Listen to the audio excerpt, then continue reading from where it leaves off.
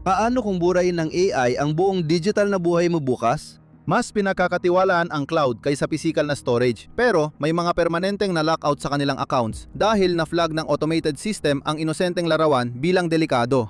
Isipin mong biglang mawala lahat ng family photo, wedding video at mga alaala na nasave mo. Hindi dahil sa hardware sira, kundi sa maling algorithm o pagtigil ng bayad. Sa totoo, hindi mo pagmamay-ari ang cloud storage, upa lang ang access mo sa mga alaala mo. Isa ito sa pinakamatagumpay na pagnanakaw sa kasaysayan ng teknolohiya. Noong 2021, napansin ng isang ama mula San Francisco ang kakaibang pamamaga sa katawan ng paslit niyang anak at agad kumontak sa doktor. Dahil pandemya ng COVID-19 noon, humingi ang doktor ng mga larawan para sa malayuang diagnosis. Pumayag agad ang ama, isang responsableng gawain bilang magulang. Dahil sa mga larawan, na-diagnose ng doktor ang problema at nagreseta ng antibiotics. Akala ko dun na matatapos, pero mas dumilim pa ang sumunod. Nang kinunan ng ama ng larawan, automatikong in-upload ng Android phone ang mga ito sa cloud. Dapat sana ay kapaki-pakinabang ang feature na ito. Napaniwala ang mga tao na ang cloud storage ay isang positibong bagay. Para itong paraan para masiguradong lagi tayong may backup ng ating pinakamahalagang mga larawan, video at files. Mas mainam sanang alternatibo ito kaysa sa mga naunang physical SD card. Pero malapit nang malaman ng tatay na ito ang masakit na katotohanan dahil noong nasync ang mga larawang iyon sa cloud, in-scan ng automated artificial intelligence algorithms ng Google ang bawat isa at na-flag ang mga larawan. Ang makina na walang emosyon o pang-unawa ay di nakakaintindi ng konteksto. Bigla na lang na-disable ng Google ang mga account ng tatay at tinanggalan siya ng access sa lahat. Nawala sa kanya ang cloud storage, contacts, photos at emails niya. Nawala ang isang dekadang digital na ari-arian bago pa niya namalayan. Nag-imbestiga ang pulis, walang krimen at napatunayan na walang kasalanan ang tatay. Ngunit di pa rin ibinalik ng Google ang account niya. Simula pa lang ito. Sabi ng mga eksperto, posibleng libu-libong kaso pa ang nawawala ng access sa sariling nilalaman dahil sa pagkakamali ng mga makina. Nagsimula ito sa pagbabago ng pag-iimbak ng datos kung saan palihim tayong itinulak ng tech giants at smartphone companies sa mundong inuupahan lang natin ang access sa datos. Hindi mo na pag-aari ang iyong mga alaala, larawan at likha. Dati, nakaimbak ang mga ito sa card at flash drive, pero ngayon, inuupahan mo na lang at hawak ng mga korporasyon sa likod ng firewall nila. Nakadepende pa sa algorithms na di mo kontrolado. Kailangan mo pang magbayad para dito. Kung ganito pala kapanganib at mahal ang cloud, bakit tayo napilitang gumamit nito? Noong 2016, tapos na ang revolusyon ng smartphone, hindi dahil nawala ang interes, kundi dahil halos lahat ay mayroon na nito. Abot na sa 70% ang gamit nito sa mundo. Sa mga mauunlad na bansa tulad ng US, mas mataas pa ang bilang na yan dahil mahigit 70% ng populasyon ay may sarili nilang device. Hanggang sa puntong yon, ilang taon nang tinatamasa ng mga higanteng kumpanya ng teknolohiya ang mabilis at madaling paglago. Ang kailangan lang nilang gawin ay gumawa ng mas maraming telepono at mga bagong modelo. Bilyon-bilyon na niwala sa hype, ngunit bumagal ang takbo. Naabot ng merkado ang limitasyon at bumagal ang hardware innovation. Maliliit na lang ang pinakaiba ng lumang modelo sa bago. Nasa sukdulan na ang processors, mataas na ang screen resolution at mas maganda na ang camera. Bawat bagong telepono ay may mga pagbabago pero hindi na ito kasing laki at parang dagdag na lang kumpara dati. Kaya nagsimulang bumaba ang benta. Mas pinili ng mga tao na gamitin ang kanilang mga lumang telepono ng mas matagal. Wala nang rason bumili ng bagong modelo kaya nagpanik ang mga gumagawa ng telepono at huminto ang pagtaas ng kanilang kita. Ang mga dati nilang paraan ay nagiging hindi na epektibo habang lumilipas ang mga taon. Kung hindi na nila mapalaki ang kita sa pagbebenta ng mas maraming telepono, kailangan nilang maghanap ng ibang paraan para kumita mula sa kanilang mga customer at nahanap nila ito.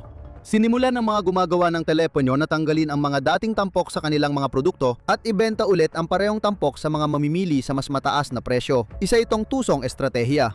Nakita natin ang unang senyales nito noong 2016 nang tanggalin ng Apple ang headphone jack sa iPhone 7 nito. Ayon sa kumpanya, kailangan daw ito para gawing mas manipis at moderno ang kanilang teleponyo.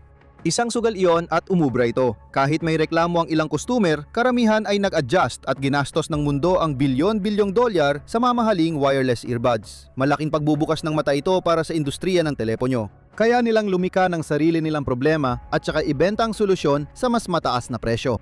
Umepekto ito sa headphone jack kaya gagana rin ito sa isa pang matagal ng tampok ng telepono na matagal nang nagpapaliit sa kanilang tubo, ang SD card. Kailangan ng industriya ng bagong paraan para kumita at nahanap nila ito sa pamamagitan ng artipisyal na paghihigpit sa pinakamurang bahagi ng telepono. Nagsimula na ang malaking pagnanakaw. Nung inilabas ang iPhone 15 Pro noong 2023 ang base model ay may 128GB na storage at ang presyo ay $999. Samantala, ang 512GB na variant ay ibinenta ng halos $1,300. Ang $300 na dagdag ay binayaran para sa 384GB storage pero si Apple ay gumastos lang ng $25 para sa NAND flash memory na kailangan para mabuo ang 512GB na telepono. Yan ay halos 1,000 at 100% na patom. Parang pumasok ka sa isang restaurant at nagbayad ng $150 para sa steak na $12 lang ang halaga para ihanda. Walang paraan para bigyang katwiran yon. Iyon ay kasakiman lamang. Tahasang walang hiya ang pagkuha ng yaman mula sa mga consumer na napipilitang magbayad. Hindi mahalaga sa tao ang bahagyang mas magandang kamera o mas mabilis na prosesor. Ang kailangan nila ay storage. Kailangan nila ng mas malaking espasyo para sa dumaraming larawan, video, apps, laro at files. Taon-taon tumataas ito, kaya alam ito ng tech giants. Alam nila na ang tiered storage ang natitirang walang hanggang pagkakakitaan na pwede gamitin, murang tech upgrade at isa sa pinakakumikitang negosyo.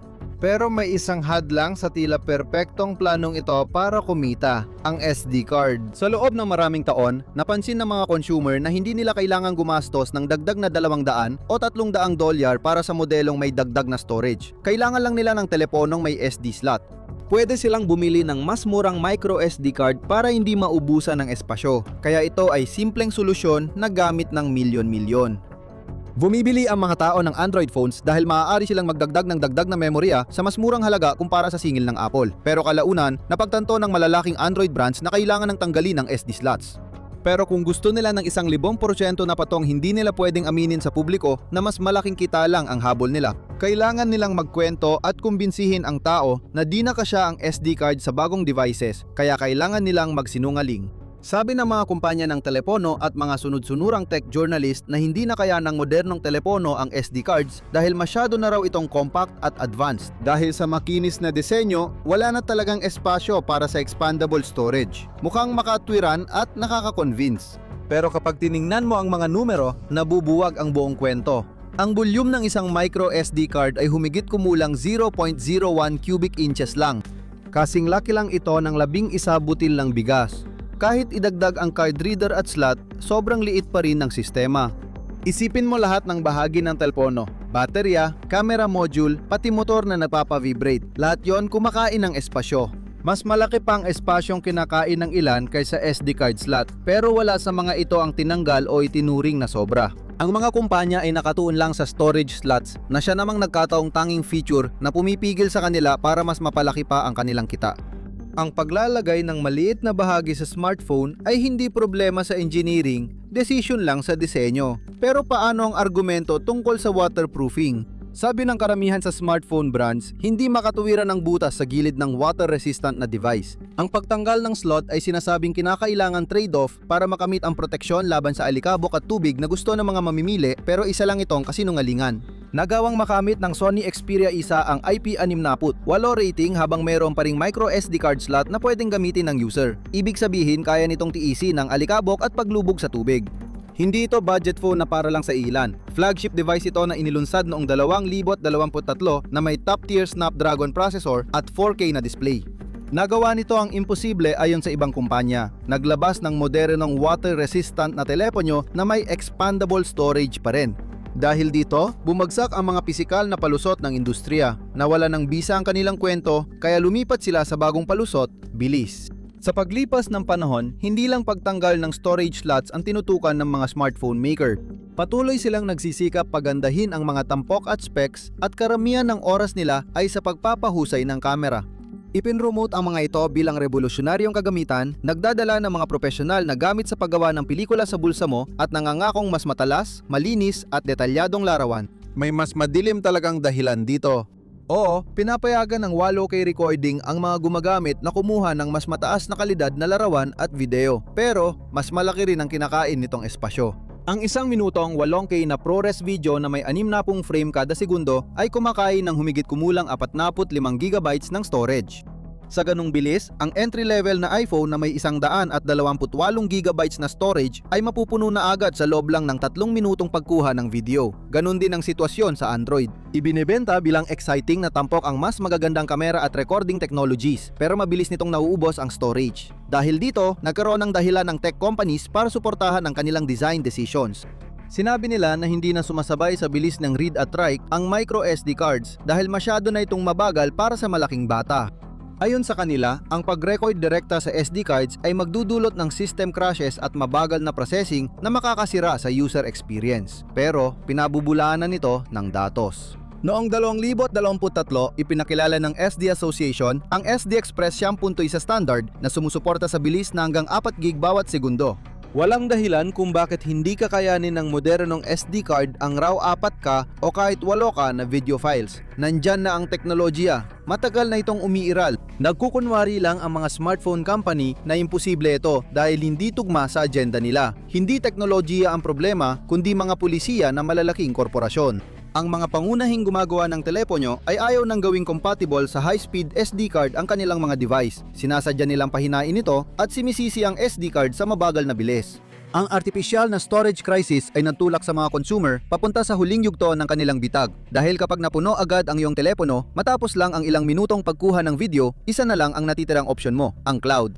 Diyan talaga nagsimula ang totoong hostage situation. Dalawang customer ang parehong kailangan ng ilang terabytes para sa pag-iimbak ng videos, larawan at personal na files. Ang isa ay bumibili ng 2 terabyte na micro SD XC card sa halagang mga 100 at 61 bayad lang yon. Tapos na. Yung isa naman pinipili ang cloud storage na nagkakahalaga ng $10 kada buwan. Pero sa loob ng 5 taon, na siyang karaniwang tagal ng buhay ng isang device. Aabot sa $600 ang murang planong yon. Katumbas lang ng presyo ng 4 na high-end SD card, pero inuupa mo lang ang ganap ng pag-aari ng unang customer. Titigil ka sa bayad, mawawala agad ang access mo. Mapanlin lang ang Cloud Storage Society dahil hindi ito tulad ng tradisyonal na transaksyon, para itong ransom deal. Sa physical cards, ikaw ang may control at pagmamay-ari ng iyong mga card at files. Maaring hindi ka makabili agad ng bagong card, pero may access ka pa rin sa lahat ng larawan at video na nasave mo sa lumamong card. Sa cloud storage, ibang usapan na ito. Kapag hindi mo na kaya magbayad sa kahit anong dahilan, mawawala agad ang access mo. Mawawala ang mga backup mo, hindi mo na ma-access ang mga file mo, at ang mga alaala mo sa buong buhay ay nakaschedule ng permanenteng mabura ng isang walang pusong algorithm. Ganito ang sitwasyong nararanasan ng maraming mamimili sa buong mundo dahil pinilit sila ng malalaking kumpanya na gamitin ang cloud. Sinabi sa kanila na ito ang kinabukasan at pinakaligtas na lugar para sa mga file. Hindi mo na kailangan mag-alala sa espasyo, kapalit ng halaga ng ilang kape bawat buwan. Ang di nila binabanggit, pumapasok ka na sa siklo ng tuloy-tuloy na bayarin. Sa buong buhay ng isang device, pwede itong maging ilang beses na mas magastos kaysa physical na storage, at kapag nagpalit ka ng device, hindi mo nadadala ang data mo. Naiwan ito sa sistema, nakatali sa tuloy-tuloy na bayarin. Habang dumarami ang data, lalong mahirap iwanan at makatakas sa bitag. Itong $600 na parang ransom ay hindi lang sideline ng tech companies, kundi pundasyon na ng kanilang business model. Sa mga dekada, hardware lang ang kita ng mga kumpanya ng teknolohiya. Gumagawa sila ng produkto at binibili ito ng tao. Dito natatapos ang transaksyon at noon ay sapat na ito. Ang pinakamalalaking tech firm ay naging kilala sa bawat tahanan dahil sa mga isang beses lang na transaksyon. Pero ayaw ng Wall Street ng may hangganan. Ayaw ng mga investor ng minsanan lang na pagtaas ng kita. Gusto nila ng regular na kita bawat buwan at taon, kaya hindi sapat ang umasa lang sa isang bantahan ng hardware. Kailangan nilang lumipat sa pagbebenta ng serbisyo. Kaya habang halos saturated na ang merkado ng hardware, binago ng mga tech executive ang kanilang business model. Kumilos na sila hindi lang bilang gumagawa ng hardware, kundi para mga digital landlord. Noong 2025, kumita ng higit $100 bilyong ang services segment ng Apple, karamihan mula sa iCloud subscription. Katumbas ito ng pambili ng mahigit 1,000 Gulfstream G700 na pribadong jet bawat taon. Mas malaki pa ito kaysa sa pinagsamang kita ng Nike at McDonald's bawat taon. Nagulat din ng record-breaking na kita ang ibang cloud storage tulad ng Google One na karamihan ay dahil sa pagtanggal ng SD card slot. Ito na lang ang natitirang hadlang sa ganap na kontrol ng korporasyon sa user data. Hindi aksidente ang pagkawala ng SD card, isang sakripisyo ito para sa imperyo ng serbisyo. Tapos na ba ang laban o may natitirang pag-asa? Pinatunayan ng kasaysayan na hindi palaging nasusunod ang kagustuhan ng sektor ng teknolohiya. Maraming beses na ring sinubukan ng malalaking brand, ipilit ang mga produkto tulad ng Google Glass at 3D TV sa merkado. Sa huli, tumayo ang mga tao at nagsabing, kung sa tingin mong hindi ito naaangkop sa cloud storage, baka dapat mo pa itong pag-aralan. Dahil habang ang mga ordinaryong gumagamit ay itinutulak sa mga bayad na subscription, ibang-iba ang ginagawa ng mga profesional. Tinatanggihan nila ng buo ang modelong ito. Mabilis na pagtanto ng mga filmmaker, photographer, mamamahayag at mananaliksik na ang cloud storage ay panganib, hindi benepisyo. Kung nagtatrabaho ka sa isang lugar na walang mabilis na internet, hindi gagana para sa iyo ang cloud synchronization. Kung gumagawa ka ng content ng kumpanya na kailangang manatiling kumpidensyal, ayaw mong isugal ang iyong pagmamay-ari sa pamamagitan ng pagpapadala nito sa cloud servers. Gusto ng mga profesional na user ng control, portability at pagmamay-ari. Ang mga regulatory body ay nagsisimula na ring mas pagtuunan ng pansin ang cloud empire. Tinitingnan nila kung tama bang selyuhan ng tech giants entang mga device at pilitin ang consumer sa subscription. Nakita na natin ang epekto ng regulasyon.